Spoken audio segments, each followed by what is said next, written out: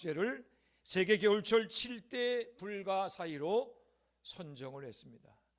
목양새에서 가만히 내다보게 되면 저렇게 작은 얼음 벌판 위에 저렇게 많은 사람들이 올 수가 있나, 아무리 봐도 신기하고 또 신기합니다. 어제도 토요일날 저녁에 밤에 이렇게 다녀봤는데 많은 분들이 와서 그 구멍에 낚싯대를 들이우고 열심히 낚시하는 모습을 제가 보았습니다. 과연 불가사의한 일이다 생각을 합니다. 그 이후에 우리 산골 마을이던 화천이 이제는 겨울 축제로 소문난 세계적인 마을이 되었습니다.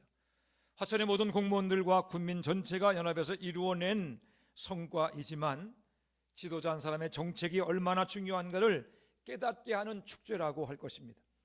작년도 산천어 축제 평가 결과로 23일간 153만 명이 축제를 찾아온 것으로 나와 있습니다. 이 기간 동안에 총 2,748억 원의 직간접적인 경제 효과를 거둔 것으로 나타났습니다.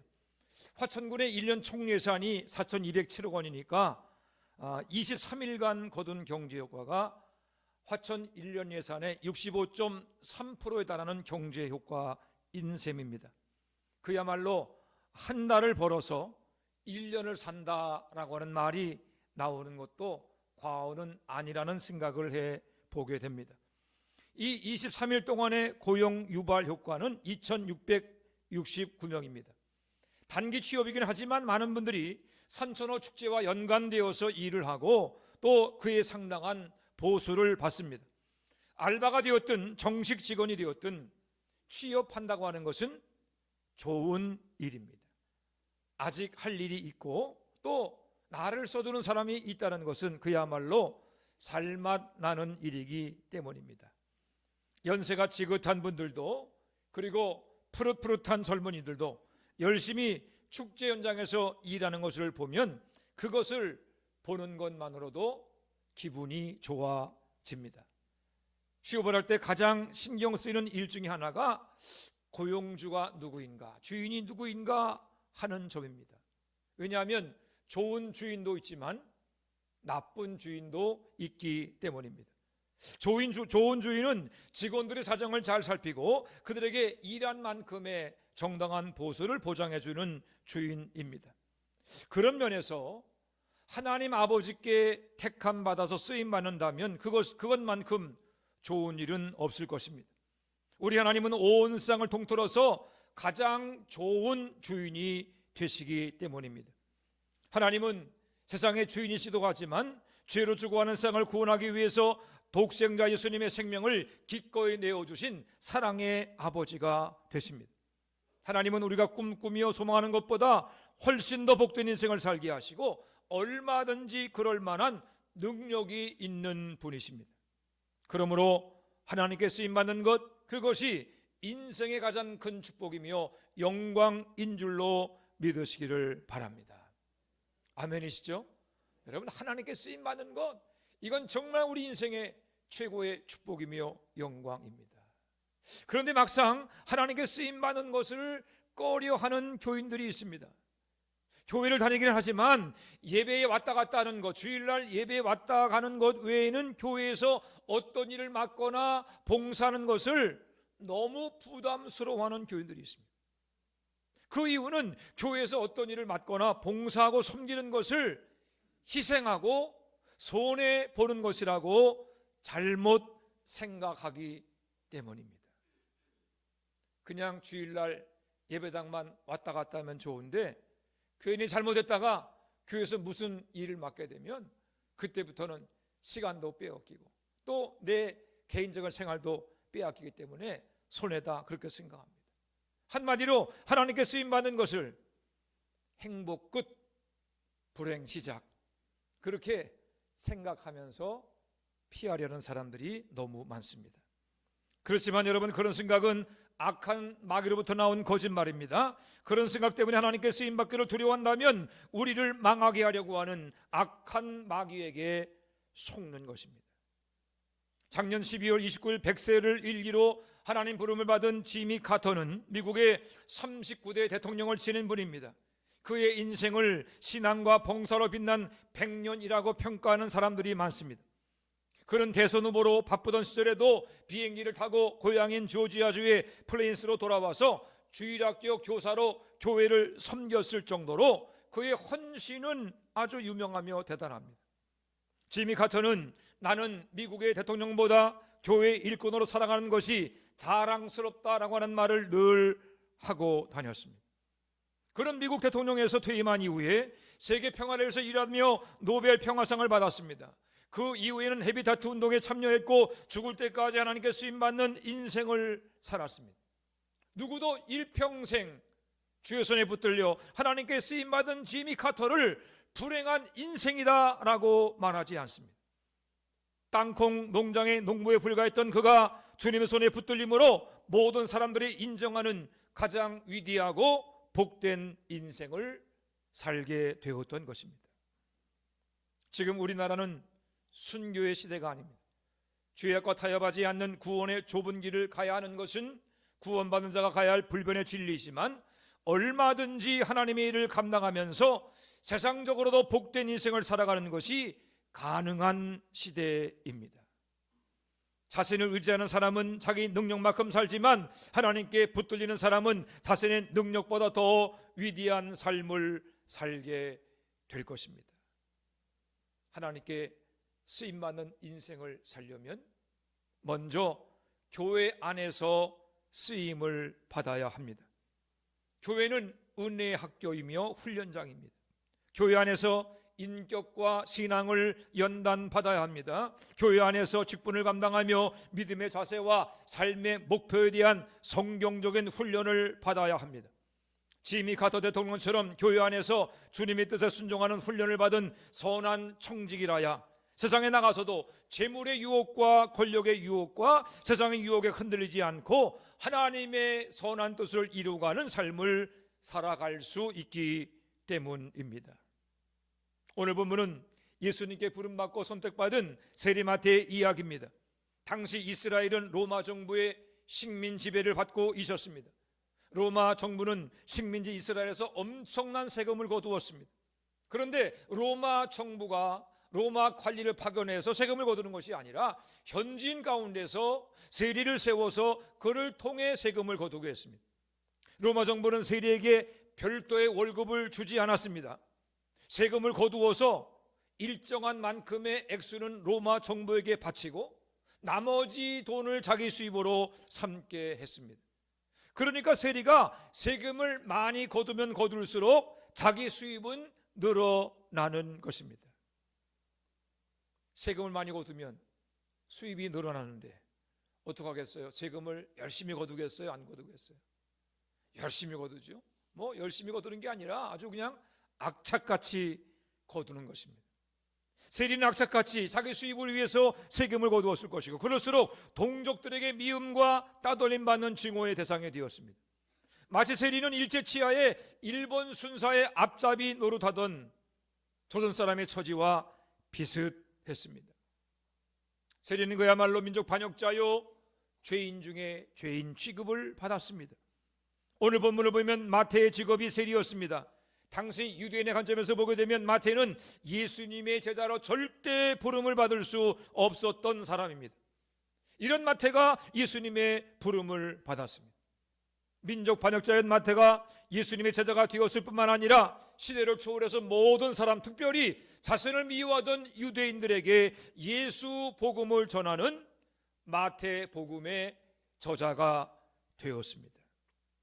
우리는 마태가 예수님의 부름을 받는 오늘 본문을 통해서 어떻게 주님께 쓰임받는 인생이 될 수 있는가에 대한 가르침을 받을 수 있습니다. 첫째로 말씀에 순종하는 자가 쓰임받는 인생이 될 수 있습니다. 우리 다 같이 9절 말씀을 함께 읽어보겠습니다. 마태복음 9장 9절 말씀 함께 읽습니다. 시작. 예수께서 그곳을 떠나 지나가시다가 마태라는 사람이 세관에 앉아 있는 걸 보시고 이르시되 나를 따르라 하시니 일어나 따르니라. 마태가 예수님의 제자가 되는 과정을 한번 지켜보시기 바랍니다. 예수님께서 지나가시다가 세관에 앉아있는 세리마태를 보시고 나를 따르라 그렇게 말했더니 그 말씀에 순종해서 일어나 따르는 것으로 그가 예수님의 제자가 되었습니다. 마태는 예수님께 쓰임받기 위해서 무슨 시험 본 것이 아닙니다. 많은 자격증을 제시하고 엄청난 스펙을 자랑한 것이 아닙니다. 그런 그저 자신을 향해서 나를 따르라고 하는 예수님 말씀에 그대로 순종한 것밖에 없습니다. 주님께서 마태에게 요구하신 유일한 조건은 말씀에 대한 순종이었습니다. 많은 분들이 주님께 쓰임받으려면 이런저런 조건을 갖춰야 한다라고 생각합니다. 성경도 많이 알아야 되고 직분과 연륜도 상당하고 나름대로 믿음이 있어야 주님께 쓰임받을 것이라고 생각합니다. 저는 아직 부족해요 그렇게 말하는 분들 가운데는 그런 자격을 더 갖추어야 그래야 주님께 쓰임받을 수 있다고 하는 생각을 가지고 있기 때문이기도 합니다. 물론 주님의 일을 감당하려면 그런 것이 필요하긴 합니다. 하지만 쓰임받는 첫 번 걸음은 순종입니다. 여러분 천리길도 몇 걸음부터예요? 한 걸음부터. 그렇죠? 우리가 주님께 쓰임받는 그 첫 걸음이 무엇입니까? 그것은요 순종입니다. 무엇보다 먼저 순종의 발걸음을 띄워야 주님께 쓰임받을 수 있습니다. 예수님은 민족 반역자요 동족들에게 멸시받고 죄인 취급당하는 세리마태를 불렀습니다. 이것은 그의 자격이나 조건이 주님께 쓰임받는데 아무런 문제가 되지 않는다는 것을 뜻합니다. 아니 오히려 인간적인 조건이나 세상적인 자격은 주님을 따르고 주님께 쓰임받는데 걸림돌이 될 수 있습니다. 우리 주님은 순종하는 자를 원하시지 자격 갖춘 자를 원하시는 것이 아님을 잊지 않게 되시기를 바랍니다. 한번 따라 하실까요? 순종해야 쓰임받는다. 쓰임받으려면 순종해야 한다. 아멘이십니까? 그렇죠 여러분, 순종해야 쓰임받습니다. 성경을 보게 되면 주님께 쓰임받은 사람은요 전부 순종에 대한 이야기를 하고 있습니다. 창세기를 보게 되면 하나님께서 에덴 동산에 인간 아담에게 주신 첫 번째 말씀은 선악을 알게 하는 나무의 열매를 먹는 날에는 반드시 죽으리라고 하는 명령이었습니다. 여러분 명령에 대한 반응은 뭡니까? 명령했어요. 그러면 뭐 해야 되죠? 순종해야죠. 명령에 대한 반응은 순종입니다. 복종입니다. 우리는 하나님께서 최초의 인간인 아담에게 명령했다고 하는 말씀을 보면서 인간이란 하나님의 명령에 순종함으로 살아가는 존재임을 깨닫게 됩니다. 하나님은 명령하시고 인간은 순종하고 그것이 인간이 살아가는 신앙적인 원리라고 하는 것입니다. 요한계시록 마지막 장에 나오는 어린 양 예수의 말씀도 오라라고 하는 명령입니다. 어린 양 예수께서 오라 그렇게 명령했습니다. 말씀드린 것처럼 명령에 대한 반응은 순종이거나 불순종입니다. 우리는 예수님 말씀에 순종함으로 영원한 생명을 누릴 수 있게 되는 것입니다. 창세기에서 인간의 순종으로 세상 역사를 여신 하나님은 요한계시록에서 인간의 순종을 요구하심으로 세상의 역사를 완성해 가십니다. 우리 모든 말씀을 통해서 하나님은 순종을 명령하시며 순종하는 자를 택하시고 순종하는 자를 통해서 하나님의 역사를 이루어 가시고 완성해 간다는 것을 깨닫게 됩니다. 그렇습니다. 믿음이 있기 전에 명령이 있었습니다. 그것은 믿음보다 말씀에 대한 순종이 먼저라는 것을 가리킵니다. 순종이 제사보다 낫습니다. 순종하면 주님께 쓰임받는 인생이 될 수 있지만 불순종하면 버림받게 될 것입니다. 창조주이신 우리 예수님은 진흙으로 각종 그릇을 빚어내시는 토기장이와 같은 분이십니다. 우리는 가치 없는 진흙 같은 존재입니다. 그러나 주님의 손에 붙들려 빚어지게 되면 우리는 여러 가지 귀한 도기로 빚어질 수 있습니다. 주님의 손에 내 삶을 맡기게 되면 주님은 우리가 생각한 것보다 훨씬 더 아름다운 인생을 빚어 가실 것입니다. 성경은 주님께 쓰임받는 복된 인생을 살았던 신앙의 위인들을 소개하고 있습니다. 그들이 주님께 쓰임받게 된 첫 출발은 언제나 말씀에 대한 순종이었습니다. 당대 의인이었던 노아는 주님께서 말씀하신 그대로 순종하는 사람이었습니다. 믿음의 수장인 아브라함도 내가 내게 실 땅으로 가라고 하는 말씀에 순종한 사람이었습니다. 예수님의 제자들도 나를 따르라고 하는 예수님 말씀에 즉시 순종한 사람들입니다. 자신의 상황과 조건을 핑계하지 않고 주님 말씀에 순종함으로 하나님 나라의 위대한 사도들이 될 수 있었던 것입니다. 사랑하는 마천지역의 성도 여러분, 여러분들이 하나님 손에 붙들려 쓰임받는 가장 복되고 귀한 인생이 되기를 원하십니까? 무엇보다 주님의 부르심에 순종하는 여러분들이 되시기를 바랍니다. 여러분 명심하시기 바랍니다. 쓰임받는 첫걸음은 언제나 순종입니다. 부족하면 부족한 대로, 연약하면 연약한 대로, 허물과 실수가 많은 죄인이라고 할지라도 주님의 부르심에 순종하려고 하는 마음만 있다면 얼마든지 쓰임 받을 수 있는 것입니다. 여러분을 부르시는 주님의 음성에 즉시 순종하시기 바랍니다. 목사님, 지금 너무 바빠요. 지금 일이 많아요. 여러분, 바쁘고 또 일이 많아서 순종하지 않는다고 하면 언제 순종할 시간이 있겠습니까? 나중에 시간 많아지면 순종하겠습니다, 그렇게 핑계하지 마시기 바랍니다. 내일은 우리의 시간이 아닙니다. 지금도 순종하지 않는 사람이 나중에는 순종하리라고 장담할 수 없습니다. 하나님께 쓰임받는 인생을 살려면 지금 아멘으로 응답하시기를 바랍니다.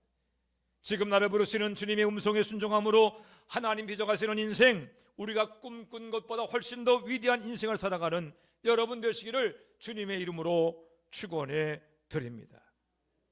두 번째로, 의인이 아니라 죄인이어야 쓰임받는 인생이 될 수 있습니다. 나를 따라오는 예수님 부름받은 마태는 세리와 죄인인 친구들을 자기 집으로 초대해서 예수님을 주변으로 모시고 아주 성대한 잔치를 벌였습니다. 이 잔치의 주인은 당연히 예수님이셨습니다. 10절은 예수님이 마태의 집에 앉아서 음식을 잡수셨다라고 했습니다. 마태는 기쁨으로 주님을 섬겼고 주님과 함께하는 사람이 되었습니다. 이 흥겨운 잔치자리에 누가 나타났습니까? 11절 보니까 바리새인들이 나타났습니다. 그 당시에 종교경찰 노릇을 하던 바리새인들이 나타나서 너희 선생은 어찌해서 세리와 죄인들과 함께 잡수시느냐? 그렇게 책망을 했습니다. 바리새인의 굳은 얼굴과 엄한 목소리, 그들의 퉁명스러운 말투에 흥겨운 잔치자리는 엄숙한 재판정 같이 되었습니다. 예수님은 이들에게 말씀하십니다. 건강한 자에게는 의사가 쓸데없고 병든 자에게라 쓸데있느니라. 나는 의인을 부르러 온 것이 아니요 죄인을 부르러 왔노라. 아멘. 예수님은 의인을 부르러 온 것이 아니라 죄인을 부르러 왔다라고 말씀하십니다. 주님은 자신들만 의로운 척 교만을 떠는 바리새인들을 향해서 나는 의인을 부르러 온 것이 아니라 죄인을 부르러 왔다라고 말씀하십니다. 여기서 의인과 죄인은 말 그대로 거룩한 사람이나 죄 많은 사람을 가리키기도 하지만 그 이상의 의미가 있습니다. 예수님은 바리새인을 의인에, 마태를 비롯한 잔치자리에서 예수님과 함께한 사람들을 죄인에 비유하고 있습니다.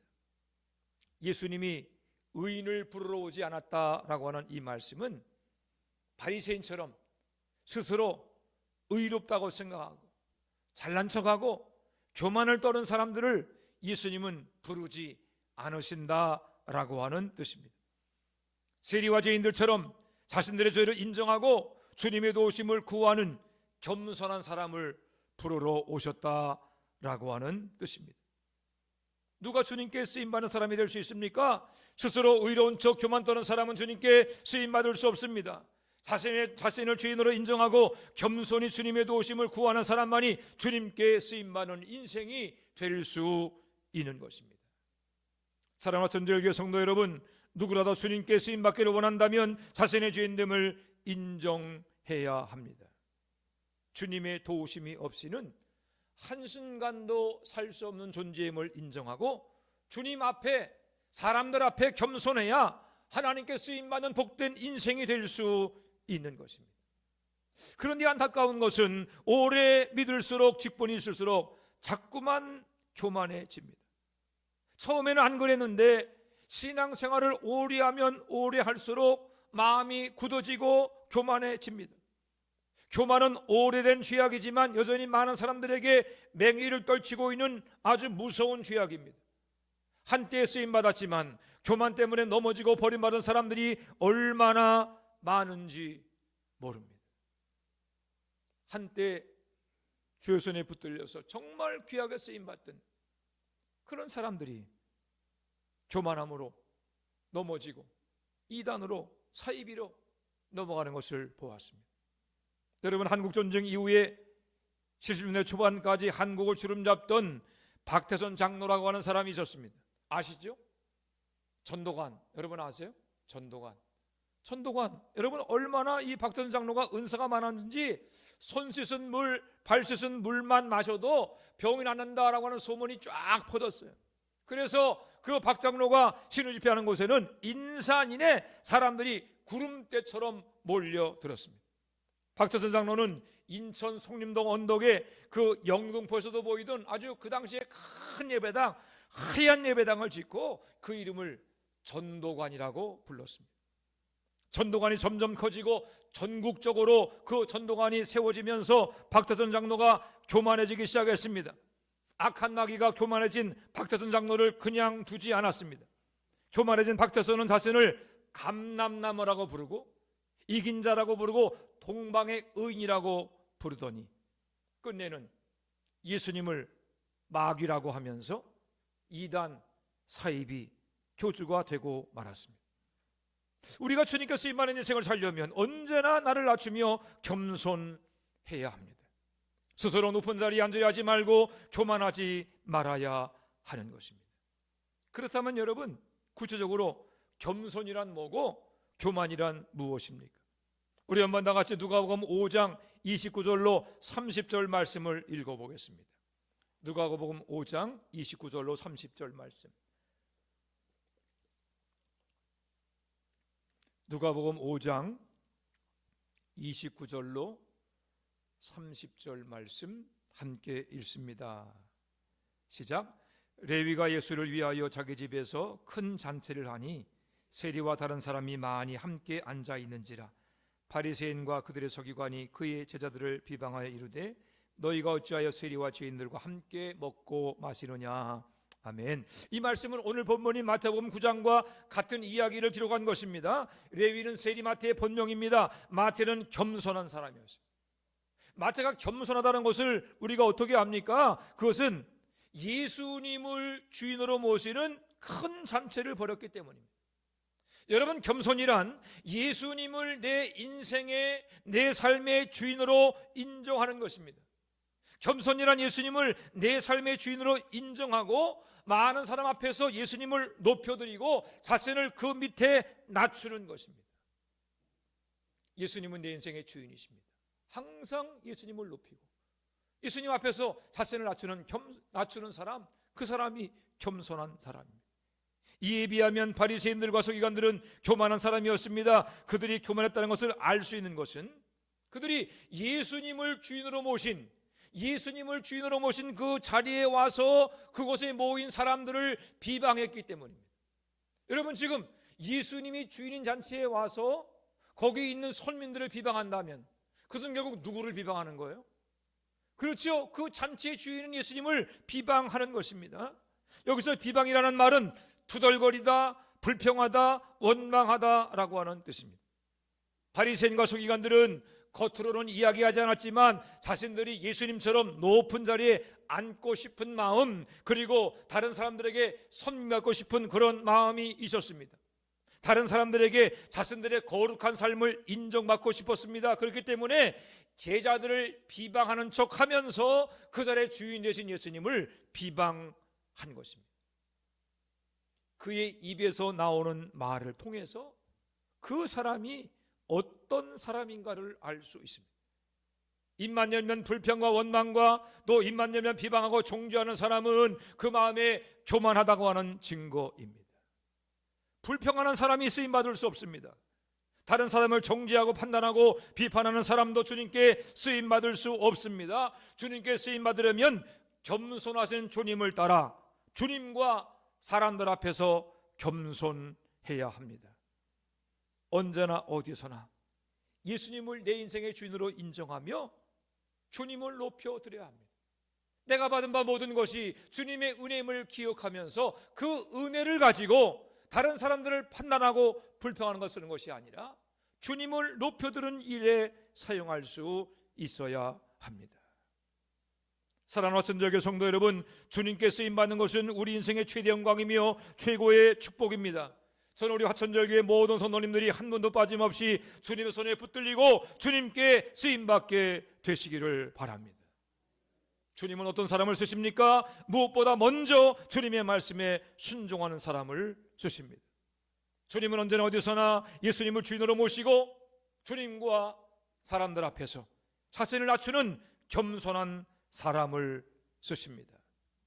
순종과 겸손, 겸손과 순종은 우리 주님께 쓰임받는 첫 걸음임을 늘 기억하는 여러분들 되시기를 바랍니다. 오늘 말씀 앞에 여러분의 모습을 비춰보시기를 바랍니다. 여러분은 과연 주님의 말씀에 순종하는 삶을 살고 계십니까? 여러분은 언제나 어디서나 하나님과 사람 앞에 겸손한 삶을 살고 계십니까? 바라기는 순종과 겸손, 겸손과 순종으로 주님께 쓰임받는 가장 위대하고 복된 인생이 되시기를 우리 주님의 이름으로 축원해 드립니다. 기도하겠습니다. 하나님 은혜와 사랑을 감사합니다. 저희를 사랑하시고 오늘도 주의 전에 불러주시며 말씀을 통하여 은혜 받게 하시는 것을 감사드립니다. 아버지는 세리마태가 주의 말씀에 순종하고 또 겸손함으로 말미암아 주님께 쓰임받게 되었던 것처럼 우리 또한 아버지 하나님이여 순종과 겸손의 삶을 살게 하여 주시옵소서. 주님께서 말씀하실 때에 핑계하지 않게 도와주시고 하나님 언제나 아멘으로 순종에 앞장서는 저희들 되게 하여 주시옵소서. 또한 아버지는 주님을 내 인생의 주인으로 모시게 하시고 언제나 주님과 사람들 앞에 낮아지는 겸손한 자가 되게 하여 주시옵소서. 불평하거나 원망하지 않게 하시고 판단하거나 비판하지 않게 도와주시옵시며 언제나 입술로 감사하며 찬양하는 가운데 주님께 귀하게 쓰임받는 우리 모든 성도들 되게 하여 주시옵소서. 그리함으로 아버지 하나님이여 우리가 꿈꾸며 소망한 모든 것들보다 더 위대한 삶으로 인도하시는 하나님의 놀라운 은혜와 축복을 누릴 수 있는 모든 성도가 되게 하여 주시옵소서. 아버지 하나님 언제나 어디서나 겸손하며 순종함으로 또 순종과 겸손으로 주님께 쓰임받고 붙들리는 우리 모든 성도가 되게 하실 줄로 믿고 감사드리오며 예수님의 이름으로 기도해 싸움나이다. 아멘.